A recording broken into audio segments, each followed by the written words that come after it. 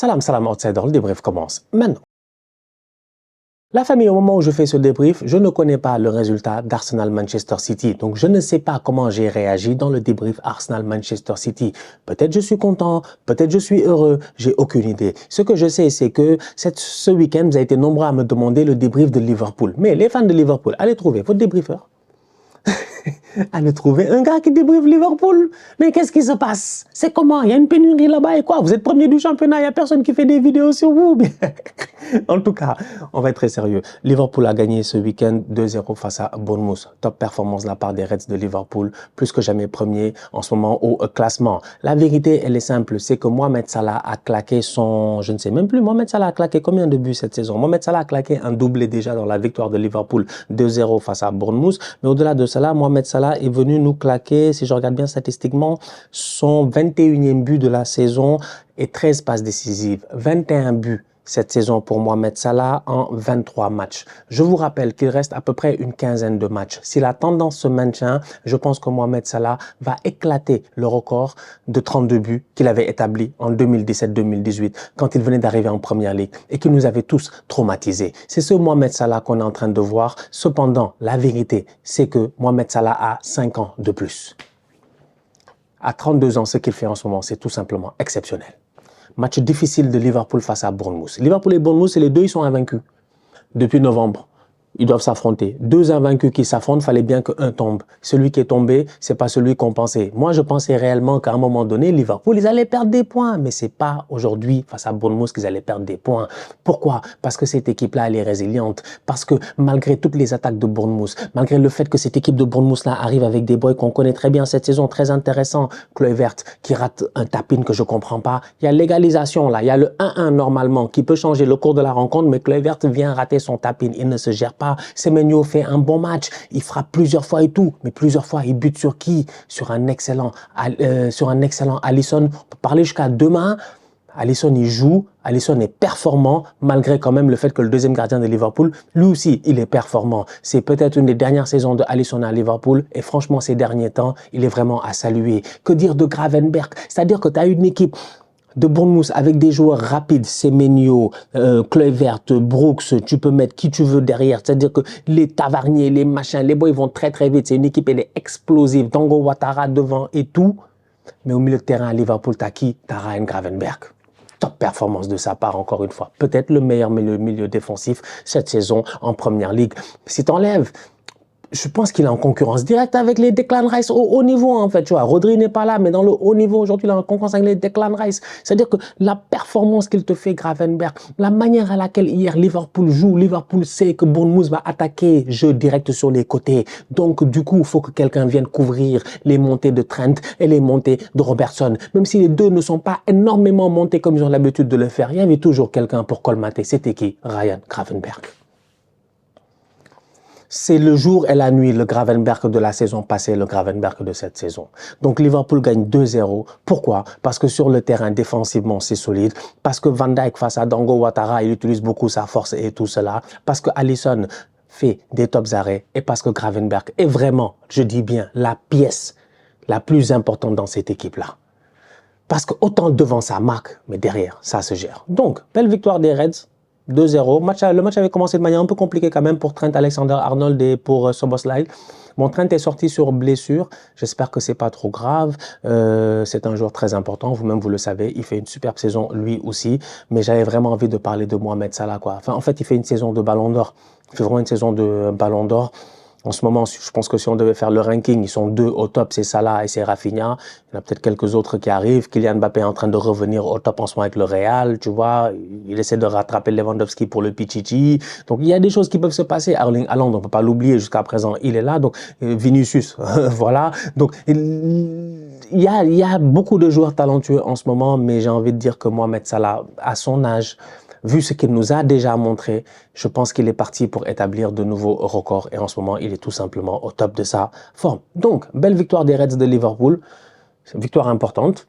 Ils ont un match en retard face à Everton. On attend tous ce match-là, le derby face à Everton, en espérant qu'Everton leur fasse perdre des points. Ça, c'est le fan d'Arsenal qui parle. C'est normal.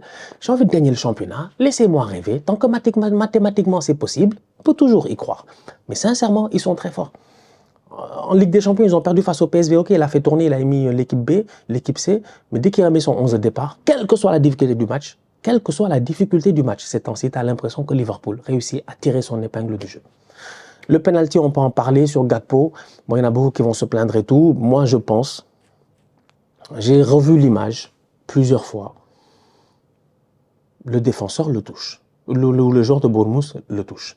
Maintenant, il profite de la situation, il tombe. Voilà, c'est un croche-pied, peut-être intentionnel, vraiment intentionnel, je pense, de la part du défenseur, mais c'est un croche-pied qui est dans la surface de réparation, qui empêche Gakpo de continuer son action, peut-être de finir et de marquer son but, ou en tout cas de se créer une occasion. Donc, à mon humble avis, ça fait du sens qui est derrière un penalty. Le deuxième but de Salah est tout simplement magnifique, surtout quand tu sais qu'en face, il avait Milos Kerkez, un des meilleurs latérales de ce championnat-là, et que Kerkez a... Pour moi, Kerkez, il est bien, là. Il est bien. Genre, il donne juste assez d'espace pour dire, essaie de partir sur ton pied droit pour me tromper, et si tu fais le fou pied gauche, genre, je peux couvrir et tout, mais quand c'est Mohamed Salah, que voulez-vous? 21 buts en 23 matchs. Incroyable. Manchester United, de son côté, a perdu aujourd'hui. Bon, avant de parler d'United, j'ai envie de parler d'Everton. Trois victoires lors de leurs 4 derniers matchs. Iliman Ndiaye, 4 matchs, 4 buts, au top de sa forme en ce moment. Je l'avais dit la dernière fois, j'avais dit Iliman, son problème il est simple, c'est qu'il était dans une équipe avec un coach, Sean Dyche, qui n'aime pas le football. C'est un coach très défensif. Sean Dyche, lui, il est là, on s'en rappelle, on était là, Ben-Mee, Tarkowski, machin, Ashley Barnes, Burnley, 7e du championnat, 8e du championnat, une chose extraordinaire. C'était des 1-0, c'était un football de guerrier, Chris Wood, tout ça, on connaît. Donc du coup, maintenant que tu as un David Moyes qui est de retour, qui aime bien le football, qui se dit, allez, je vais lâcher les boys, eh ben, Iliman, il est au top de sa forme. Il allait chercher ce 4e but-là de Everton, qui a gagné 4-0 face à Leicester. Leicester, ils sont dans une situation très compliquée. Iliman Ndiaye va chercher ce 4e but-là et il va marquer son but. Franchement, c'est mérité et bravo à lui. Et j'espère qu'il va continuer sur les mêmes performances parce qu'on a besoin de voir Skilliman reprendre le maximum de confiance. Parce que ce petit-là, quand il est en confiance, il est tout simplement inarrêtable. Gana Gueye, il est au milieu de terrain, là-bas, il nous fatigue. Il nous fatigue. Il récupère tout ballon. C'est vraiment le récupérateur des récupérateurs. Je ne sais pas statistiquement ce que ça donne, mais je suis convaincu qu'en ce moment, il doit faire partie des meilleurs récupérateurs en Europe. Il ratisse, il lâche rien, il fait des prêts, passes décisives, il ouvre le jeu. Top performance de sa part. C'est pour cela que je regarde beaucoup cette équipe d'Everton de lancement, parce que j'ai espoir que dans le derby, ils vont fatiguer Liverpool. À suivre. Manchester United, incapable de gagner 2 matchs d'affilée en Première Ligue. Voilà, ça c'est la vérité, je ne vais pas vous mentir.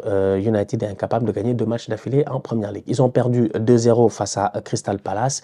Voilà, moi je ne sais plus quoi dire sur United, je suis désolé, hein, sincèrement. J'ai beaucoup réfléchi, mais je ne sais plus trop quoi vous dire. Je regardais. Ils ont perdu face à Crystal. Ils n'ont pas gagné, je dis bien, cette saison. Ils n'ont jamais réussi à gagner 2 matchs d'affilée en Première Ligue. Ça veut tout dire.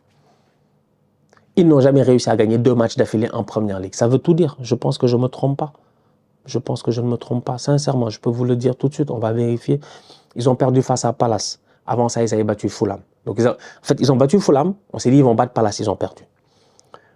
Ils ont battu Southampton. On s'est dit, ils vont battre Brighton. Ils ont perdu. Ils ont battu... bon, après, ils ont perdu plein de matchs. Ils ont perdu face à Tottenham, face à Bournemouth, face à Wolverhampton, face à Newcastle, face à Liverpool. Ils ont perdu face à Arsenal, ils ont perdu face à Nottingham, ils ont fait match nul face à Ipswich, ils ont battu Everton, ils ont fait match nul face à Chelsea, ils ont battu Leicester. Je vous dis, ils n'ont jamais gagné 2 matchs d'affilée en Première Ligue. Je vous dis, attends.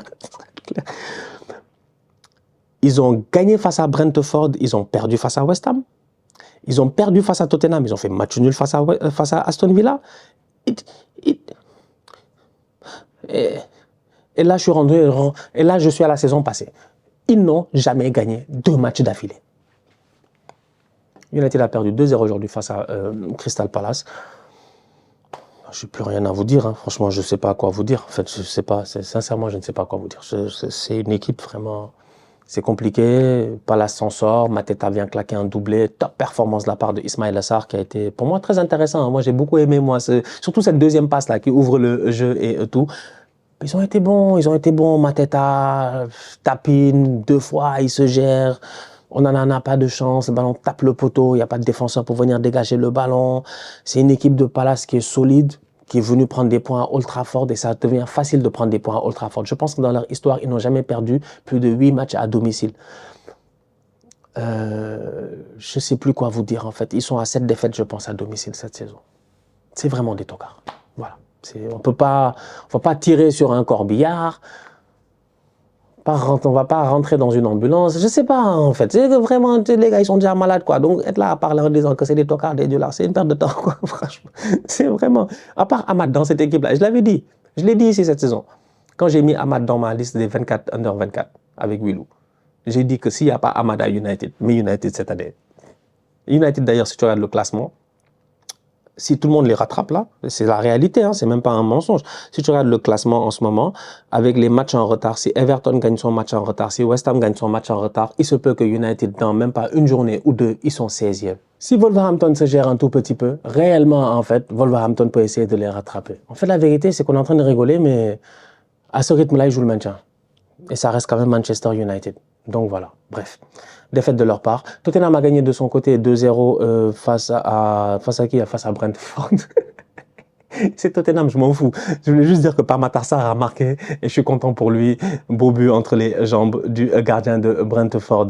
Et puis voilà, et Nottingham 7-0 face à Brighton. C'est grave quand même. Brighton à la 3e, 4e journée, je sais pas, ils étaient 2e. À un moment donné, moi je pensais qu'ils allaient tenir. Nottingham 7-0, c'est chaud. Chris Wood au top de sa forme cette saison. Sensationnel. Donc voilà, Newcastle a perdu 2-1 face à Fulham. En sachant qu'Arsenal va jouer Newcastle cette semaine. Je vous rappelle, on a perdu là 2-0 chez nous en FA Cup, au Carabao Cup. Il faut qu'on gagne 3-0 chez eux. Il faut qu'on mette 3 buts de différence. Ils ont perdu ce week-end chez eux face à Fulham. Donc, on croise les doigts au niveau d'Arsenal. En attendant de voir ce qu'on va faire face à Manchester City. Ou ce qu'on a déjà fait face à Manchester City. Bref, la famille. Le débrief Première Ligue pour les fans de Liverpool qui m'ont fatigué. Depuis hier, ils me fatiguent. J'ai dit, oh, j'avais trop de tension là. Laissez-moi tranquille, j'ai un match à jouer face à City. La famille, on se capte très bientôt pour une nouvelle vidéo. D'ici là, continuez à liker, on continue à partager. On s'abonne, on s'abonne, on s'abonne. On est ensemble, on reste en santé. C'est toujours le plus important. Tous outsiders.